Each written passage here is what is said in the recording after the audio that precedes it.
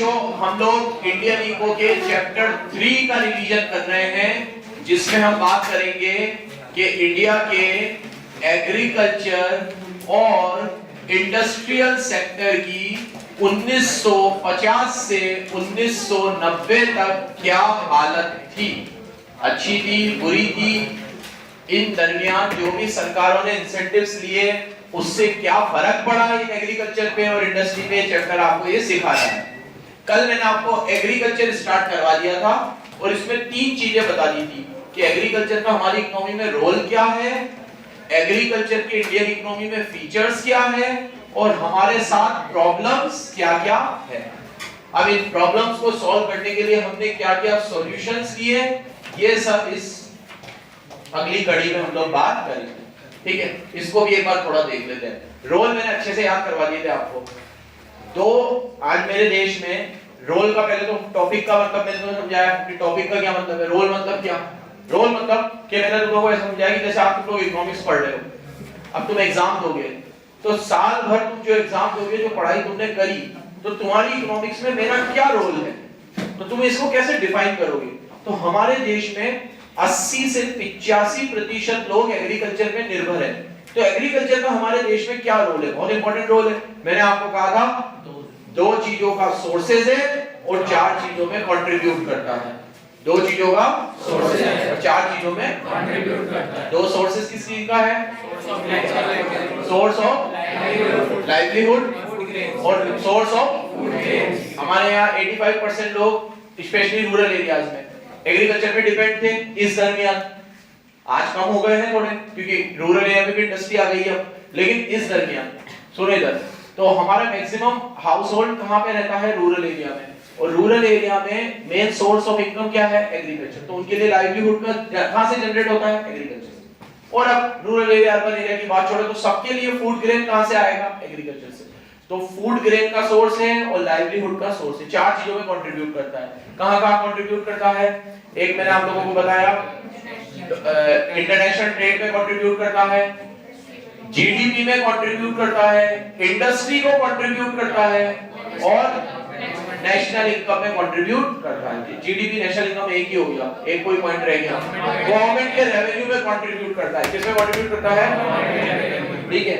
Government revenue में बहुत सारा टैक्स रेवेन्यू गवर्नमेंट का एग्रीकल्चर से आता है। हालांकि डायरेक्ट टैक्स नहीं आता, लेकिन कैसे आता है, indirect tax, land revenue. State government के अलग-अलग रेवेन्यू किससे जुड़े हुए होते हैं, एग्रीकल्चर से। सुनो इधर सामने देखो, ये तो मैंने आपको बताया रोल। इसके बाद बताया मैंने एग्रीकल्चर के फीचर्स। फीचर्स से ही क्या निकल कर आएगी, प्रॉब्लम। जैसे कॉमन पॉइंट याद करोगे पहले, एग्रीकल्चर मॉनसून पे डिपेंड है, ये फीचर भी है, प्रॉब्लम भी है। एग्रीकल्चर से हमारी प्रोडक्टिविटी बहुत ही लो है, ये फीचर भी है और प्रॉब्लम भी है। एग्रीकल्चर में बहुत ज्यादा डिस्गाइज अनएम्प्लॉयमेंट है, ये फीचर भी है। एग्रीकल्चर एक सीजनल एक्टिविटी है, ये फीचर भी है। कॉमन पॉइंट पहले याद कर लेना, फीचर भी है। मैंने आपको बताया था सर ये पॉसिबल है क्या कि जो फीचर हो वो प्रॉब्लम भी हो, ऐसे कैसे। मैंने आपको कहा था बिल्कुल, एक एग्जांपल दिया था कि अगर कोई फोन में 2 GB रैम है या उसका फीचर है, तो अगर उस फोन में 2 GB ही रैम होगा तो बार-बार हैंग करेगा।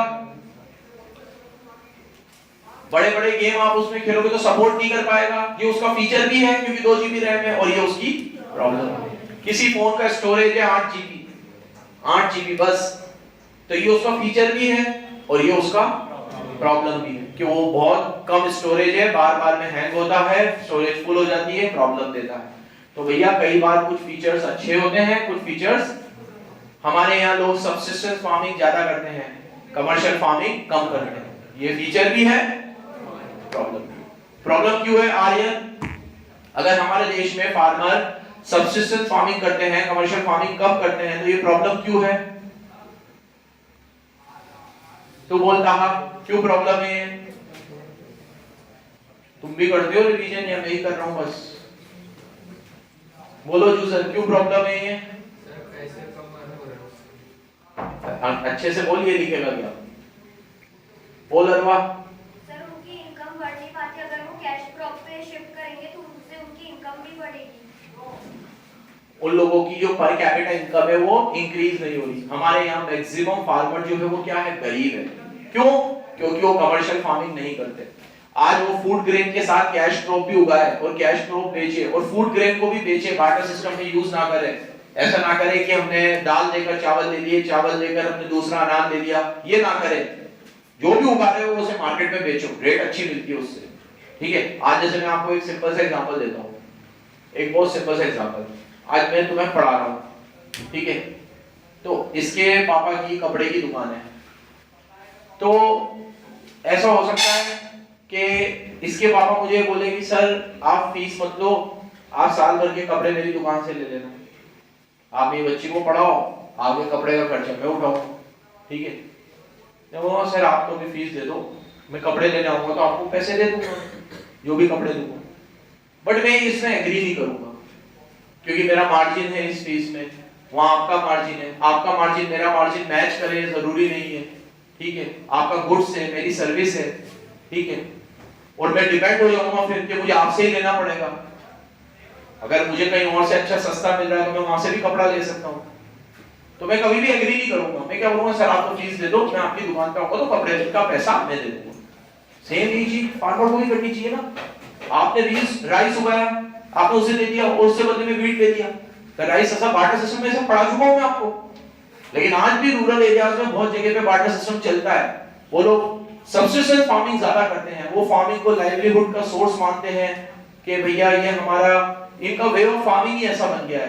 पैसे कमाने की नहीं सोचते कि भाई इसको अच्छे रेट में बेचे, अच्छा पैसा आए, पर कैपिटा इनकम बढ़े।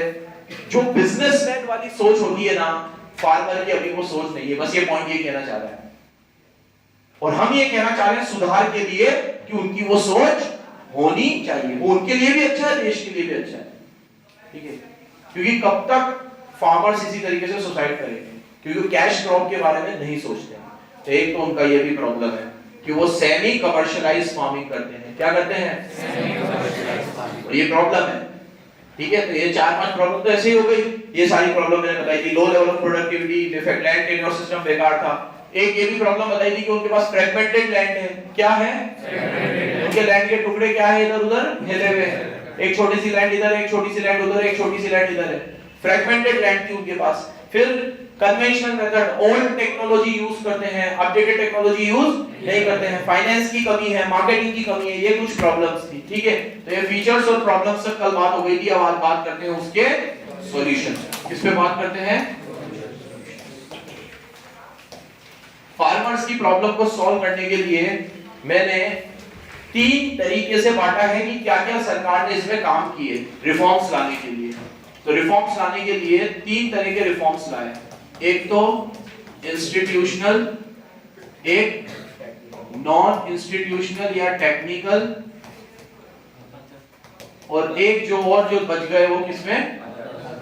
3 तरीके से फार्मर्स की हेल्प करने के लिए 1950 से 1990 में सरकार ने अलग-अलग योजनाएं बनाई। देखते चलना, इस पे से क्वेश्चंस बहुत आते हैं, बहुत। इस चैप्टर का सबसे हॉट फेवरेट टॉपिक है ये रोल, फीचर, प्रॉब्लम बच्चा लिख देता है। तो बोर्ड वालों को पता होता है कि इसमें से क्वेश्चन देंगे तो सब ठोकम ठाक सब करके आ जाएंगे। अब जो मैं आज पढ़ाने वाला हूँ ये टेक्निकल चीजें हैं, इसमें तुम अनमर्जी से लिखोगे नंबर नहीं मिलेंगे। तो इसमें से ज्यादातर क्वेश्चंस पूछे जाते हैं। पहले इंस्टीट्यूशनल रिफॉर्म में देखो, नंबरिंग बराबर देखना, 4 चीजें बताइए मैंने। सबसे पहले abolition of zamindari system, second tenancy reform, third होगा आपका लैंड सीलिंग, और चौथा होगा कंसोलिडेशन। क्या है? दिख रहा है आप लोगों को 4 चीजें? तो इंस्टीट्यूशन में मैं 4 पढ़ाऊंगा, एक-एक करके बराबर सुनना, ठीक है। रीड हम लोग पहले कर चुके हैं, रिवीजन कर रहे हैं, मैं फटाफट बता दूंगा, रीड आप करना, ठीक है।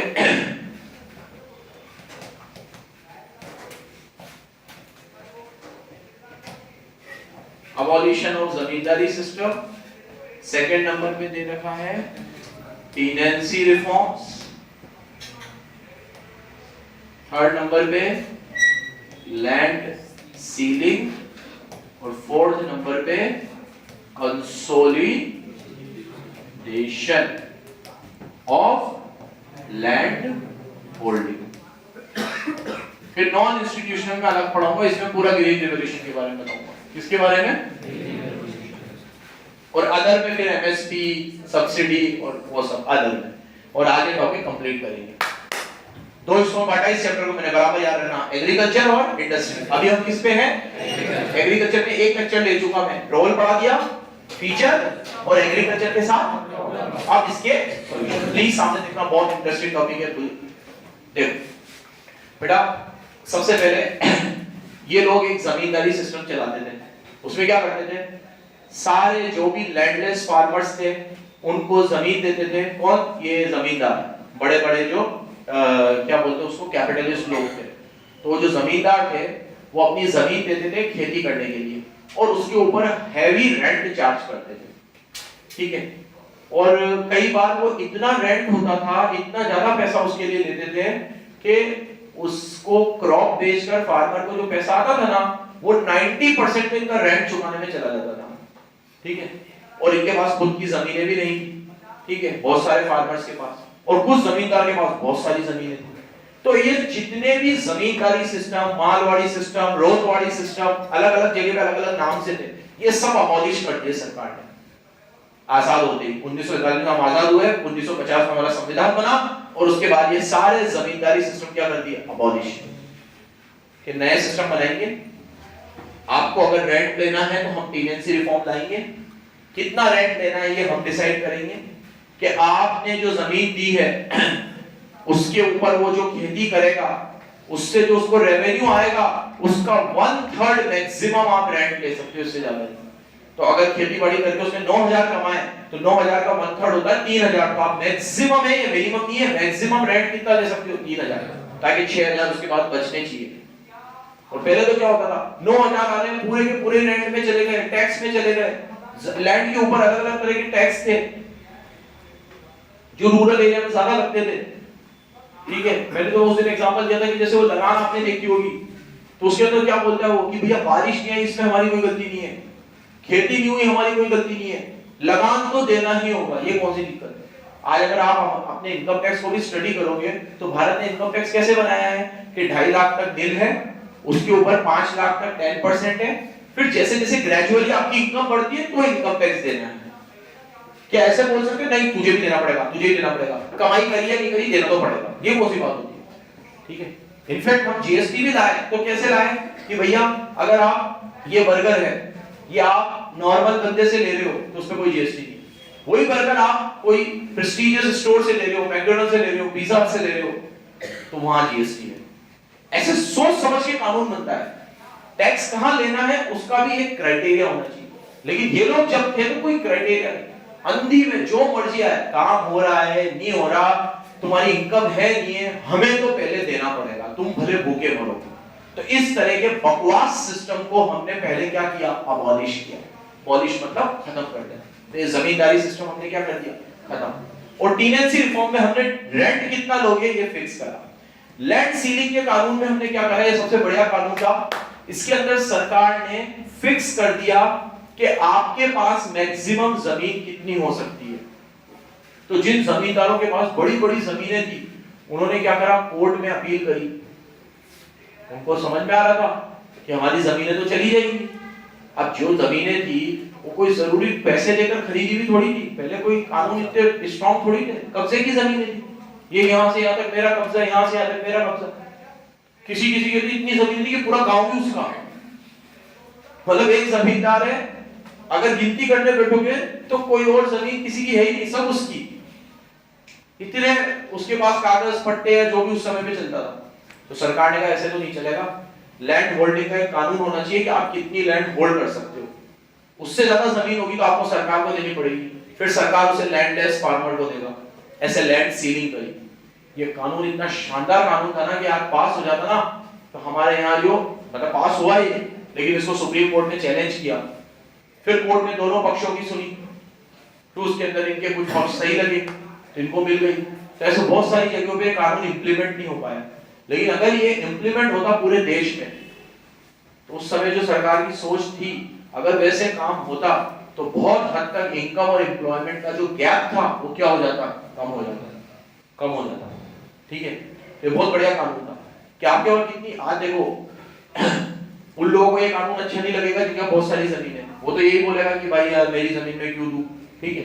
लेकिन सरकार ने सबके पॉइंट ऑफ व्यू से सोचा था इसके बारे में। ऐसा नहीं था कि अगर इससे ज्यादा जमीन तो पूरी ले लेंगे, उसकी गिनती होगी, देखा जाएगा कि इसने किस सर्कमस्टांसेस में जमीन ली है, कब्जे की कितनी है, पूरा प्रोसेस था उसका।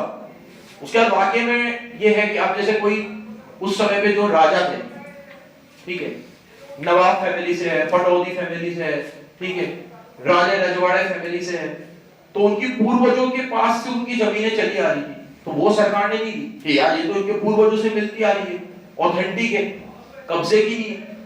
इनफैक्ट इंडिपेंडेंस के बाद भी कुछ जो राजा घराने के लोग थे, राज घराने के लोग, उनको हमने वो जमीनें दी।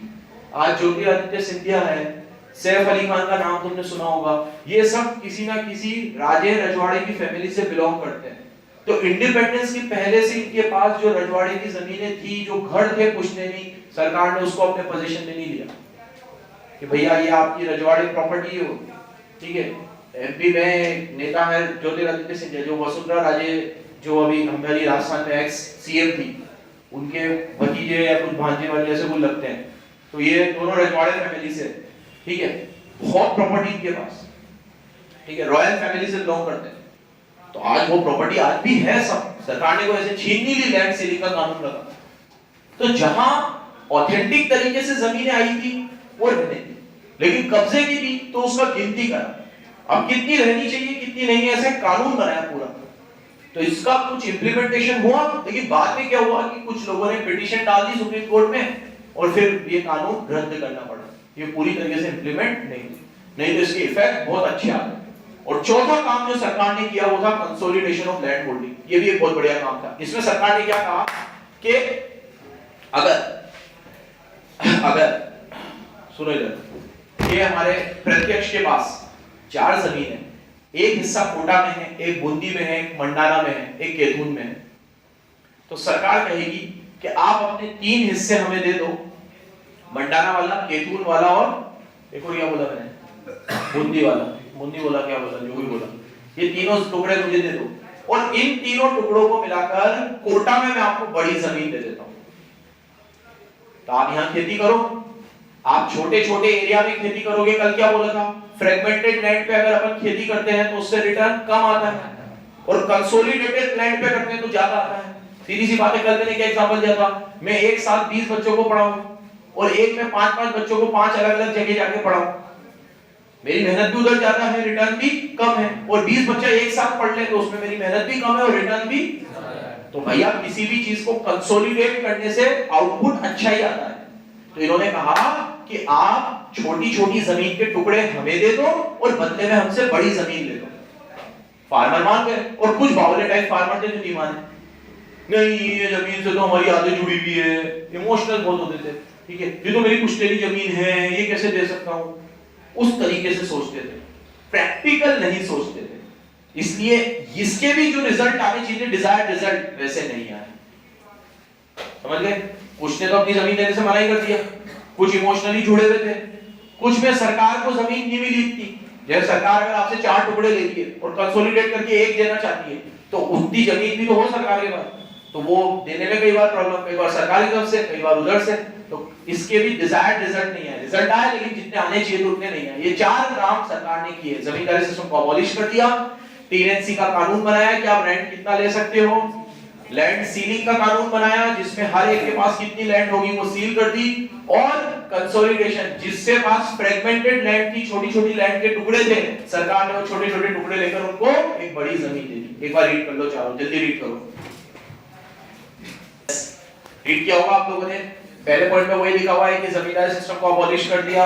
उससे क्या हुआ, जो भी तरह के ऐसे लेजिस्लेशन पास किए गए जिससे जो आप एक्सप्लॉइट करते थे फार्मर्स को नहीं कर पाओगे, उसमें थोड़ी कटौती हुई, कमी हुई। फिर क्या करते थे ये लोग, जो लैंड देते थे उसके ऊपर हाई रेंट चार्ज करते थे, तो टीएनसी रिफॉर्म आया, रेंट फिक्स कर दिया 1/3 ऑफ टोटल क्रॉप। और दूसरा सिक्योरिटी डिपॉजिट वगैरह कि इनको सिक्योरिटी दी गई कि भैया अगर मैं किसी फार्मर मेरे को रेंट नहीं दे पाया तो मैं उसे अगले दिन निकाल नहीं सकता, सिक्योरिटी दी उसको कि कम से कम इतने समय का उसको कितना एक पीरियड का उसे ग्रांट देना पड़ेगा, ग्रेस देनी पड़ेगी, ग्रेस कि वो अपना काम कम से कम इतने समय के अंदर वो रेंट ना दे तो आप उसे निकालना।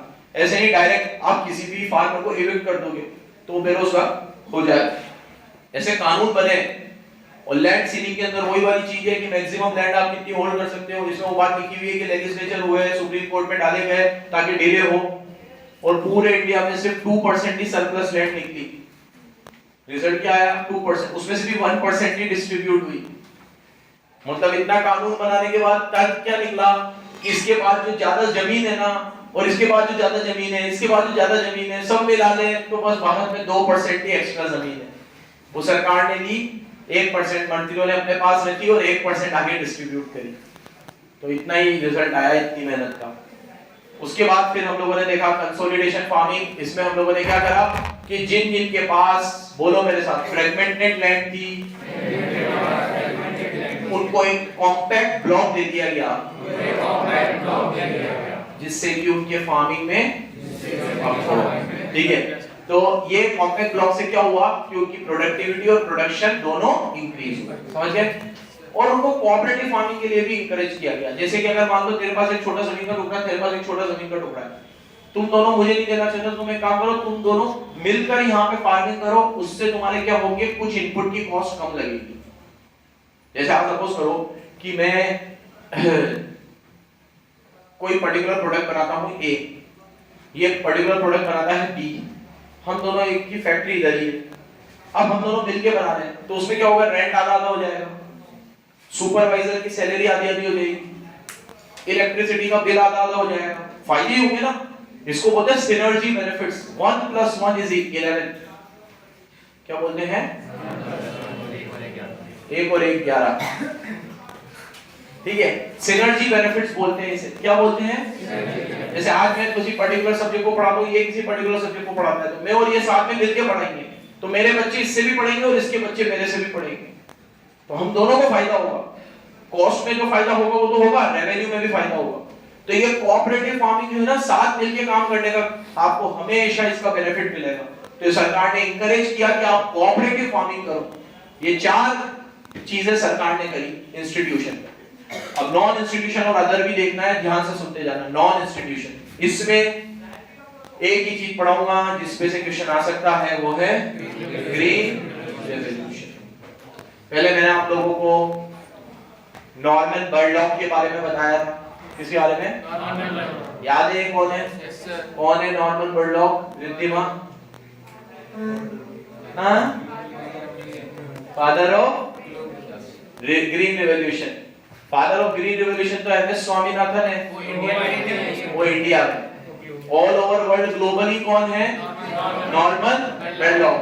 नॉर्मन बर्लॉक ने, यहाँ देखो, एक ऐसी सीड्स का आविष्कार किया था जिन्होंने नाम दिया high yielding variety of seeds, कि ये सीड्स अगर आप क्रॉप सोइंग के वक्त, बीज बोते वक्त यूज करोगे इस फर्टिलाइजर के साथ, तो आपकी प्रोडक्टिविटी ऑलमोस्ट डबल हो जाएगी।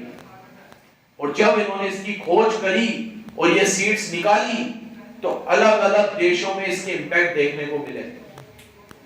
जब इंडिया में फूड ग्रेन की कमी हुई, तो यहां से स्वामीनाथन जी वहां गए, उन्होंने इस टेक्नोलॉजी को स्टडी किया। ये कौन से रिफॉर्म पढ़ा रहा हूं मैं तुम्हें? टेक्निकल। इसमें कोई कानून वानून नहीं बनाएंगे, हो गया जो बनाना था सब कर लिया। क्या यूज करेंगे? टेक्नोलॉजी। तो वो गए स्वामीनाथन जी कहां? नॉर्मन बर्लॉक से मिलने। उनसे मिलने के बाद उन्होंने सीखा कि ये प्रोसेस किस तरीके से वर्क कर रहा है, और यहां आकर उन्होंने सबसे पहले वीट और राइस के ऊपर ये टेक्नोलॉजी यूज करी।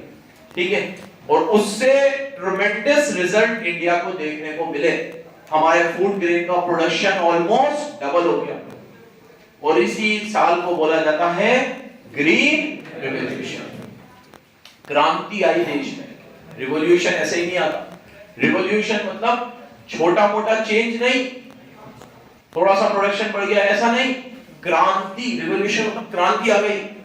इतना अनाज हमने देखा उन सालों में और उनके आने वाले सालों में, जिस साल ग्रीन रिवॉल्यूशन हुआ और उसके बाद वाले सालों में, कि इंडिया फूड ग्रेन के मामले में सेल्फ रिलायंट हो गया। सेल्फ रिलायंट हो गया किसके मामले में? Food grain. और वो जो आत्मनिर्भर भारत का सपना था, वो हमने फूड ग्रेन में अचीव कर लिया। और ऐसी क्रांति देखी कि वो तो 1980 से आज तक कभी भी हम लोगों ने फूड ग्रेन की कमी नहीं देखी। कितना भी खराब मॉनसून हो, कितनी भी फसलें खराब हो जाए, हमने कभी भी फूड ग्रेन का कमी नहीं देखा। हाँ, पैसे ऊपर नीचे होते रहते हैं कि यार इस बार थोड़ा कम था तो रेटें बढ़ गई, डिमांड ज्यादा थी, सप्लाई कम थी, रेटें बढ़ गई। लेकिन तुमने कभी ये नहीं देखा कि ये चीज तो अब है ही खत्म, आटा नहीं है, दाल नहीं है, चावल नहीं है, खत्म, भुखमरी आ गई। वो उन सालों की मेहनत थी जो हमें उसके रिजल्ट्स आज भी देखने को। लेकिन अब इंडिया ये सोच रहा है कि हमने फूड ग्रेन में अपनी सेल्फ सफिशिएंसी अचीव कर ली है, तो अब हम ये high yielding variety of seeds use ना करें, क्योंकि ये सीड यूज करने से धीरे-धीरे सॉइल की फर्टिलिटी खराब होती है और इससे जो प्रोडक्ट निकल कर आता है, क्योंकि केमिकल तो है ही, वो केमिकल ही खा रहे हैं हम लोग, तो उससे हेल्थ को भी नुकसान है। तो इंडिया वापस से अब चाह रहा है कि हम ऑर्गेनिक फार्मिंग पे चले जाए। किस पे चले जाए? लेकिन हमें बैक ऑफ द माइंड ये डर है कि फिर हम ऑर्गेनिक फार्मिंग पे गए और फूड ग्रेड का प्रोडक्शन कम हो गया तो हमारी सेल्फ सफिशिएंसी फिर खत्म ना हो जाए। तो ये दो धारी तलवार है, किसी भी तरीके से रिएक्ट कर सकती है, ठीक है। लेकिन आज इंडिया में सिर्फ सिक्किम ही ऐसा स्टेट है जो पूरे इंडिया में 100% ऑर्गेनिक फार्मिंग करता है। सिक्किम जरा सा स्टेट है, खुशहाल है, हैप्पीनेस इंडेक्स में भी सबसे ऊपर है सिक्किम, पर कैपिटा इनकम भी बहुत अच्छी है, इन्फ्लेशन का रेट भी बहुत कम है वहां पे, ठीक है। बहुत कम लोगों को पता होगा, कभी अपन ट्रैवल भी नहीं करते, नॉर्थ ईस्ट वगैरह इतना जाते नहीं है, लेकिन सबसे खूबसूरत स्टेट्स में से एक है सिक्किम, ठीक है। अभी मैंने जितना इसके बारे में पढ़ा है तो मेरे को बहुत उत्सुकता है कि कभी जाने का मौका मिले तो देख के आए भाई एक्चुअल में क्या है। कल्चर भी अलग है वहाँ के लोगों का थोड़ा, ठीक है। होया है जाएगा, अच्छा है, जाएगा क्या, सवाल का जवाब दे। अच्छा तो है ही, मैं भी तो यही बता रहा हूँ, अच्छा है, खराब थोड़ी। यार तुम लोगों में से कोई आर्यन, तू तो बेटा तू जल्दी खत्म कर सारी चीजें देख कर, इंडिया निपटेगा फिर अपन बाहर जाएंगे, खाने से फुर्सत नहीं है, वहां पे भी बहुत बढ़िया बढ़िया खाना मिलता है, यही। चलो अब ग्रीन रेवोल्यूशन के बारे में थोड़ा पढ़ लेते हैं। देखो, the new agriculture technology consist of use, क्या है ग्रीन रेवोल्यूशन, इधर देखो, high yielding variety of seeds use करेंगे, क्या यूज करेंगे, और केमिकल फर्टिलाइजर और पेस्टिसाइड्स यूज करेंगे, क्या यूज करेंगे, ये मॉडर्न टेक्निक में आता है। अब वो केमिकल फर्टिलाइजर यूज करने से क्या होगा, सॉइल की फर्टिलिटी भले थोड़ी खराब होगी और वो एक समय के बाद होगी, लेकिन उस समय में तो प्रोडक्शन बढ़ गया, ठीक है। देखो न्यू टेक्नोलॉजी से क्या हुआ, ये सारी चीजें यूज करने से क्या होगा, एग्रीकल्चर प्रोडक्टिविटी इंक्रीज हुई, और आफ्टर अडॉप्टेशन फूड ग्रेन में बूस्ट आया 1967 से 1968। ये साल माना जाता है ग्रीन रिवॉल्यूशन। समझ गए बेटा? फर्स्ट फेज में हमने ये कुछ स्टेट्स में किया, पंजाब, आंध्र प्रदेश, तमिलनाडु। कहां किया? पंजाब, आंध्र प्रदेश और सेकंड फेज में हमने इसको दूसरे स्टेट्स में भी बताया, फैलाया। मतलब वैसे भी मैंने तुम्हें कहा था कि कभी भी हम कोई पायलट प्रोजेक्ट लाते हैं तो पहले वो टेस्ट करने के लिए थोड़े एरिया पे करते हैं, फिर जब उसके रिजल्ट्स पॉजिटिव आते हैं तो हम उसे पूरे जगह पे फैलाते हैं। तो हमने भी पहले टेस्ट करने के लिए पंजाब, तमिलनाडु और आंध्र प्रदेश इन स्टेट्स में किया, और कुछ ही क्रॉप के ऊपर किया, जिसमें वीट सबसे ऊपर था, वीट के ऊपर किया, राइस के ऊपर किया, फिर बाजरा वगैरह के ऊपर भी किया, लेकिन पहले कुछ क्रॉप पे किया, क्योंकि पहले हमें ये देखना था कि इसके रिजल्ट्स कैसे आते हैं। उसके बाद फिर हमने इसको इस टेक्नोलॉजी को दूसरी जगह भी यूज किया। टेक्नोलॉजी क्या है? High yielding variety of seeds use करना और केमिकल फर्टिलाइजर और पेस्टिसाइड यूज करना। क्या? केमिकल, ये टेक्नोलॉजी है। और इससे क्या होगा? इससे प्रोडक्टिविटी और फूड ग्रेन का आउटपुट बढ़ेगा। चलो, इसके फायदे और इससे कुछ नुकसान भी हुए हैं। फायदे देखो, पहला फायदा तो सब बच्चा लिख देगा, प्रोडक्टिविटी बढ़ी। इससे क्या बढ़ी? मैंने बहुत बार बताया है शब्बीर, प्रोडक्टिविटी और प्रोडक्शन में क्या फर्क होता है, जल्दी बता। What is the difference between productivity and production? बहुत बार बताया मैंने, बहुत बार। प्रोडक्शन में क्वांटिटी बढ़ती है और प्रोडक्टिविटी में क्वालिटी। हाँ खुशी, इससे कहा प्रोडक्शन में क्वांटिटी बढ़ती है, प्रोडक्टिविटी में क्वालिटी बढ़ती है। आपने एग्जांपल देते हैं कि टीचर्स का और स्टूडेंट्स का, कि अगर 50 बच्चे हैं, अगर 25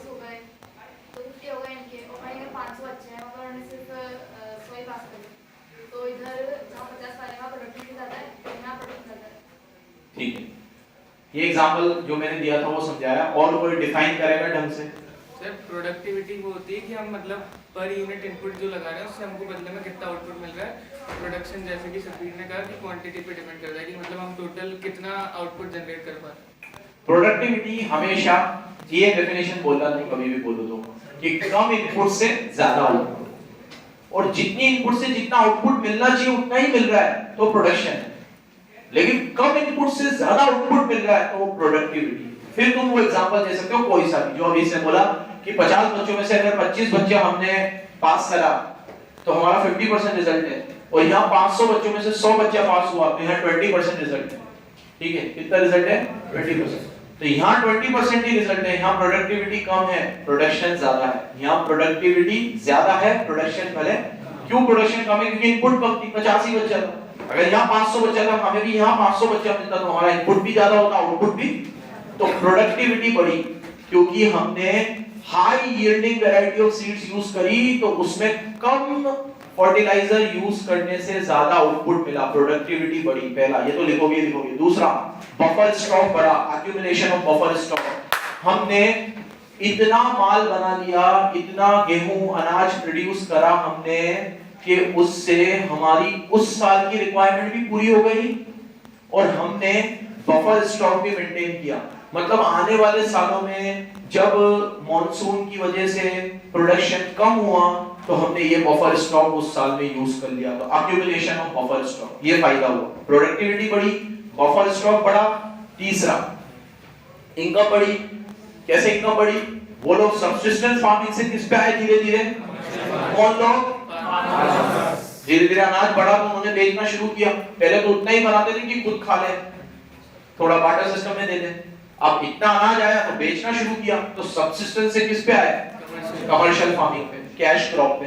और लास्ट मल्टी क्रॉपिंग। ये चीज बराबर सुनना, मल्टी क्रॉपिंग हुई। कैसे हुई मल्टी क्रॉपिंग? देखो, high yielding variety of seed use करने से क्या हुआ कि हम क्रॉप्स को सॉ करते हैं और फिर क्रॉप की हार्वेस्टिंग करते हैं, मतलब बीज बोते हैं और फसलें काटते हैं।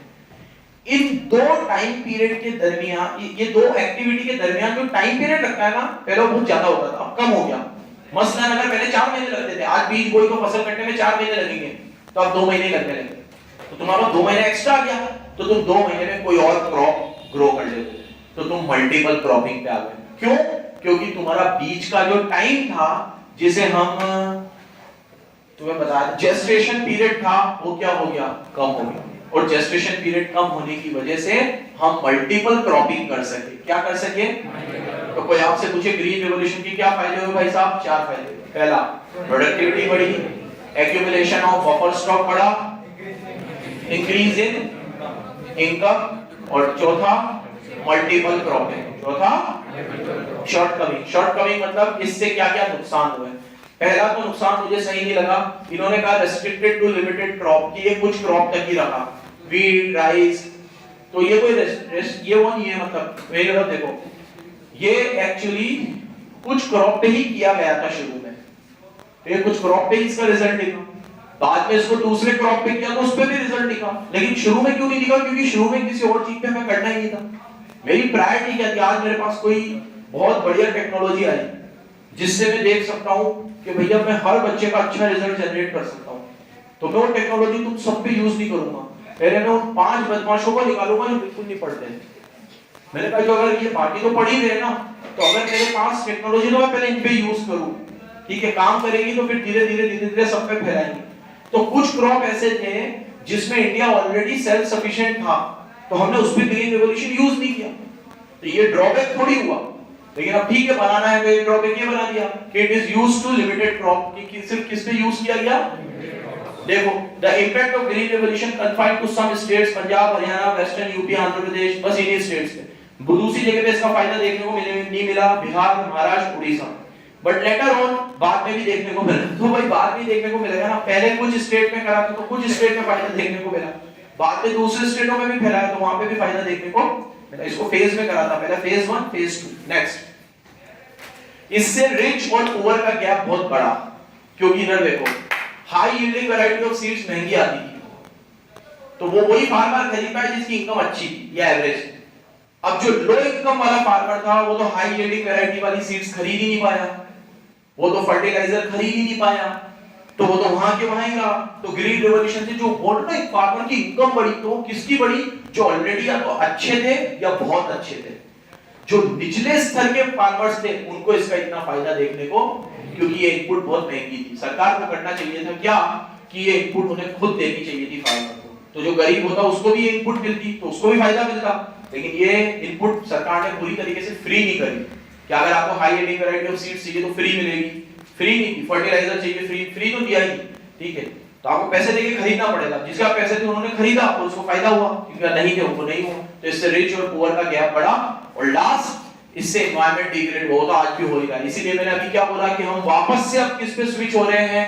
ऑर्गेनिक फार्मिंग से, क्योंकि केमिकल फर्टिलाइजर यूज करने से देखो इधर सॉइल की फर्टिलिटी खराब होती है और हमारी खुद की भी हेल्थ डिटोरिएट होती है। समझ गए?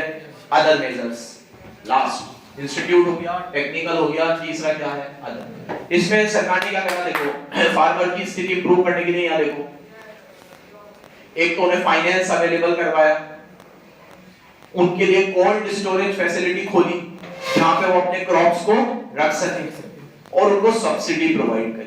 क्या प्रोवाइड करी? सब्सिडी। और एमएसपी प्रोवाइड करी, मिनिमम सपोर्ट प्राइस। अगले चैप्टर में आएगा, मैं यहां बात नहीं करेंगे। क्या क्या दिया अदर मेजर्स में? फाइनेंस की फैसिलिटी दी, मार्केटिंग की दी, वेयरहाउस प्रोवाइड करें, एमएसपी दिया और सब्सिडी दी। क्या दी? अब सब्सिडी के ऊपर लास्ट टॉपिक पढ़ के खत्म करते हैं। Debate in favour of subsidy और डिबेट अगेंस्ट सब्सिडी। सुनो इधर, कुछ लोगों का ये कहना है कि अगर मान लो मेरे को खेती बाड़ी करने के लिए high yielding variety of seeds चाहिए 50,000 की, और फर्टिलाइजर चाहिए 40,000 का, और अदर इनपुट चाहिए 10,000 की, तो मेरे को जरूरत है 1 लाख की। तो सरकार कहती थी कि आप ये 1 लाख की सब्सिडी ले लो, नहीं तो 60,000 की सब्सिडी ले लो। परसेंटेज पे अभी मैं नहीं जा रहा, लेकिन सरकार सब्सिडी देती है। अब सरकार ने 60% सब्सिडी दी, तो 60,000 सरकार ने दिए, 40 मैंने लगाए, 1 लाख रुपए के मैंने फर्टिलाइजर खरीद लिए और खेती बाड़ी शुरू कर दी। अब कुछ लोग कहते हैं कि ये सब्सिडी जो फार्मर को मिलती है ये नहीं मिलनी चाहिए, वो अगेंस्ट में है।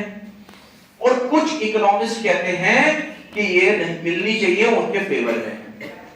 जो फेवर में है उनके तर्क भी मैंने दिए हैं, अगेंस्ट वालों के भी तर्क दिए हैं, और तुम्हें दोनों बिल्कुल सही लगेंगे। अगेंस्ट वाले भी ऐसे नहीं कि वो फार्मर के अगेंस्ट है, इसको सब्सिडी देंगे, गरीब अमीर बन जाएगा, ये हमारे बराबर आ जाएगा, तुम्हारी ऐसी तो गरीब ही रहेगा, गरीब ही पैदा हुआ है, गरीब ही मरेगा साले। तो उनका ऐसा नहीं है सोच कि वो इसलिए मना कर रहे हैं, वो कुछ इकोनॉमिक ग्राउंड्स पे मना कर रहे हैं, तो उनकी भी अपनी बात है, और जो फेवर कर रहे हो तो फेवर कर ही रहे। तो देखो फेवर वाले क्या बोलते हैं। पहला, सब्सिडी स्मॉल फार्मर्स को देंगे तो वो नई टेक्नोलॉजी यूज करेंगे, मॉडर्न इनपुट यूज करेंगे, उससे उनकी प्रोडक्टिविटी बढ़ेगी। क्या होगा? अगर आप उन्हें सब्सिडी दोगे तो वो इनपुट अच्छी यूज करेंगे, मॉडर्न इनपुट यूज करेंगे। मॉडर्न इनपुट यूज करने से क्या होगा? उनकी इनकम बढ़ेगी और प्रोडक्शन भी और प्रोडक्टिविटी भी बढ़ेगी। दूसरा, इनपुट यूज करने से जो पुअर फार्मर्स हैं, ठीक है, अगर उनको सब्सिडी पे नहीं देंगे तो वो इनपुट यूज नहीं कर पाएंगे, तो ग्रीन रेवोल्यूशन को उन्हें कोई फायदा देखने को, मतलब एक तरीके से अगर रिच और पुअर का गैप खत्म करना है तो हमें उन्हें सब्सिडी देनी पड़ेगी। अब अगेंस्ट वाले पॉइंट्स।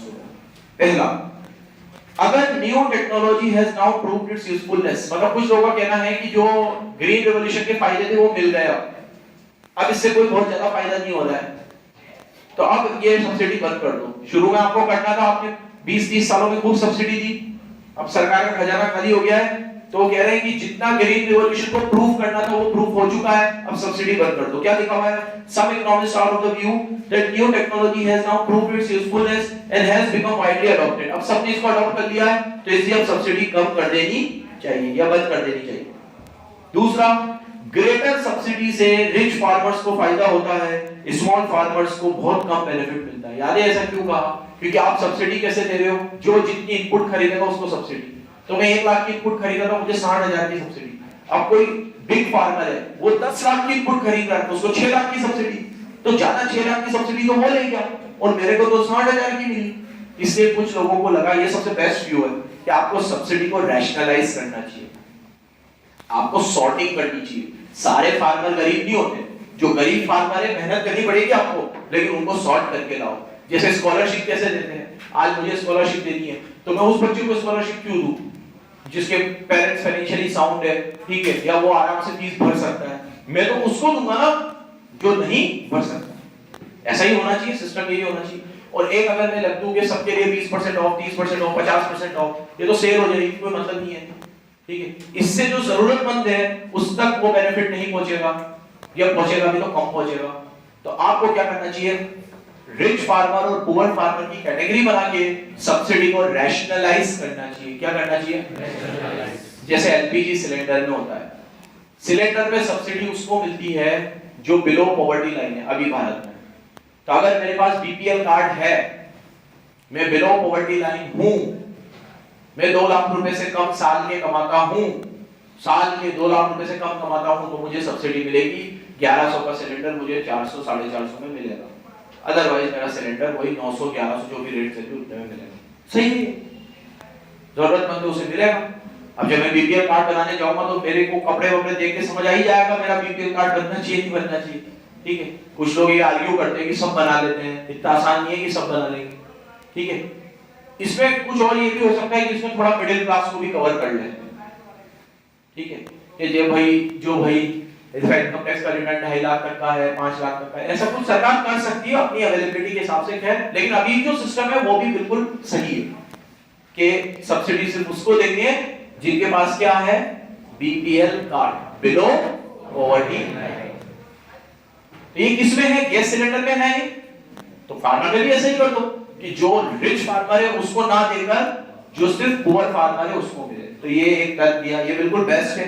तीसरा, कुछ लोगों को ये लगता है कि सब्सिडी का फायदा सिर्फ फर्टिलाइजर बनाने वाली कंपनी को ज्यादा होता है, क्योंकि आप सब्सिडी देते हो तो वो फर्टिलाइजर की रेट बढ़ा देता है, फिर आप सब्सिडी देते हो फिर वो रेट बढ़ा देता है, क्योंकि उसको पता है पैसे को सरकार देगी, फार्मर तो देगा नहीं, उसको तो मजा आ रहा है जेब भरने में, तो वो अपनी रेट बढ़ाता जा रहा है। तो इसका ज्यादातर फायदा किसको होता है, फर्टिलाइजर बनाने वाली कंपनी को। तो यहाँ देखो, क्रिटिसाइज करने वालों ने क्या कहकर क्रिटिसाइज किया, पहला, ग्रीन रिवॉल्यूशन अपना इंपैक्ट अब दिखा चुका है, दूसरा, इसका ज्यादातर बेनिफिट किसको मिलता है, रिच फार्मर्स, और तीसरा, इसका बेनिफिट कई बार कौन उठा लेता है, बोलो कौन, कंपनी। अब आपको केस स्टडी टाइप क्वेश्चन आया तो आपको लिखना है कि क्या सब्सिडी देनी चाहिए कि नहीं देनी चाहिए। आप बोलोगे ना तो बंद करनी चाहिए ना पूरी देनी चाहिए, रैशनलाइज तरीके से सब्सिडी देनी चाहिए। कैसे, कैसे रैशनलाइज तरीके से, जो पुअर फार्मर है उसको फाइनेंशियल ग्राउंड्स पे सब्सिडी देनी चाहिए। किस पे, जैसे स्कूलों में स्कॉलरशिप दी जाती है वैसे, या जैसे गैस सिलेंडर में सब्सिडी दी जाती है वैसे, इकोनॉमिक ग्राउंड्स पे। बोलो किस पे, सिर्फ मैं फार्मर हूं तो मुझे सब्सिडी मिलनी चाहिए, ये गलत। मैं इकोनॉमिकली बैकवर्ड फार्मर हूं तो मुझे सब्सिडी मिलनी चाहिए, ये सही। क्या बोला मैंने, मैं फार्मर हूं इसलिए मुझे सब्सिडी मिलनी चाहिए, ये तर्क गलत। मैं इकोनॉमिकली बैकवर्ड हूं और फार्मर हूं, अब मुझे सब्सिडी मिलनी चाहिए, ये तर्क सही। लिख दोगे इसके बारे में, तो ये सब्सिडी के ऊपर डिबेट। लास्ट टॉपिक खत्म, अब कल इंडस्ट्री की बात करेंगे। धन्यवाद।